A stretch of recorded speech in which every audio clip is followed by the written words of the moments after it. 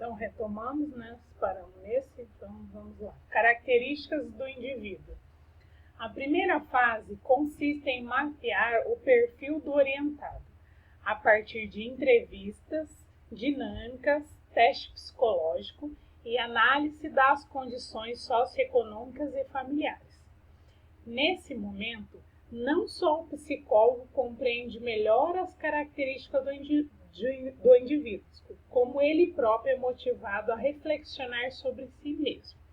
Ou seja, então faz todos esses testes, entrevistas, dinâmica, para quê? Para que você consiga, né, no caso, escolher a sua carreira profissional, né, que nós estamos falando. Então, dependendo das suas características.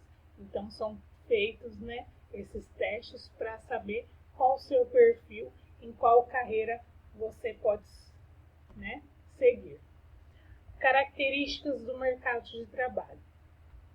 Em uma segunda etapa, o ponto central passa a ser o mercado de trabalho e as competências exigidas por cada profissão, discutindo questões relevantes sobre o mundo profissional, né?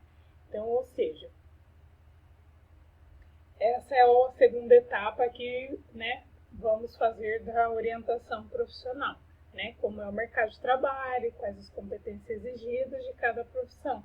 Então, mostrar o estilo de cada profissão, para que vocês conheçam melhor sobre cada uma delas, porque talvez você só ouviu falar, mas não sabe quais são as características, quais são as competências, o que são exigido em cada, né, em cada profissão. Existe essa diferença entre orientação vocacional e profissional? A vocação está relacionada ao lado comportamental da pessoa, enquanto que o profissional está associado ao aspecto mais técnico. Apesar de diferente, os dois caminham juntos e devem ser explorados para que as decisões tenham maior êxito.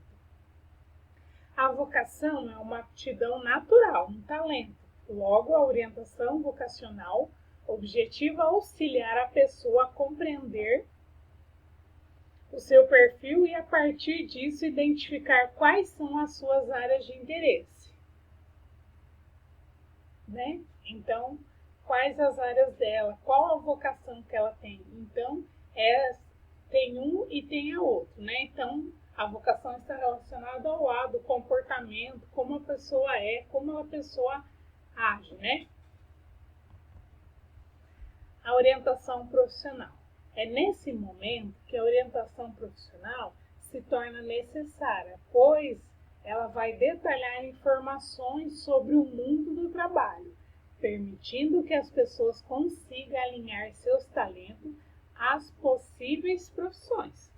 Portanto, ela não considera apenas as aptidões do indivíduo, mas apresenta as relações entre as suas características com a realidade cultural e profissional, mostrando também as maneiras de treinamento para aprimorar e desenvolver as habilidades necessárias. Ou seja, ao que nós falamos anterior, a vocação, né, com a orientação. Então, no caso, a vocação, eles também veem isso para quê? Para que seja mais fácil essa orientação. Qual a vocação que você tem para seguir essas características? Para que essa orientação profissional dê certo, né? Para ver qual carreira você pode seguir nesse momento. Então, agora iniciaremos falando do nosso próximo tema, né?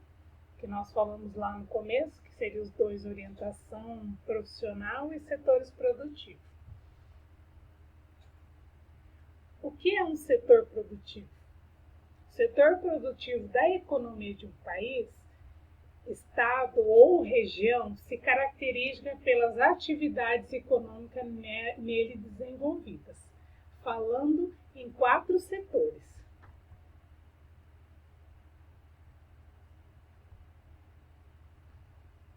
Então, nós colocamos, tinha um que estava repetido, né? Então, quais são os 4 setores que nós temos desses setores produtivos? Setor primário, setor secundário e setor terciário e setor quaternário, ou seja, são os setores, né, produtivos que nós temos no nosso país. Assim, a economia de um país pode ser alavancada de acordo com os produtos por elas produzidos, de modos de produção e recursos utilizados. Esses setores econômicos podem mostrar o grau de desenvolvimento econômico natural do país, de um país, estado ou região, desenvolvimento econômico, né? Então, vamos lá para o nosso primeiro setor, ou seja, setor primário. O setor primário está relacionado à produção através da exploração, especialmente dos recursos naturais. Pode-se citar como exemplos de atividades econômicas do setor primário: a agricultura, a mineração, a pesca, a pecuária, extrativismo, vegetal e caça. E o setor primário que fornece a matéria-prima para a indústria de transformação. Ou seja, esse setor primário é o setor onde fornece, né, no caso, para nós, no caso, o algodão para nossas confecções, arroz, feijão, milho, soja para nossa, né, para nossa alimentação, a agricultura, que é onde nos fornece o leite, a carne, né? Então sai tudo desse setor primário. Então é o primeiro setor que começa, por isso que chama-se setor primário, da onde vem todas, né, as plantações, enfim, tudo isso, agricultura, né, tudo que nós citamos assim. O setor secundário.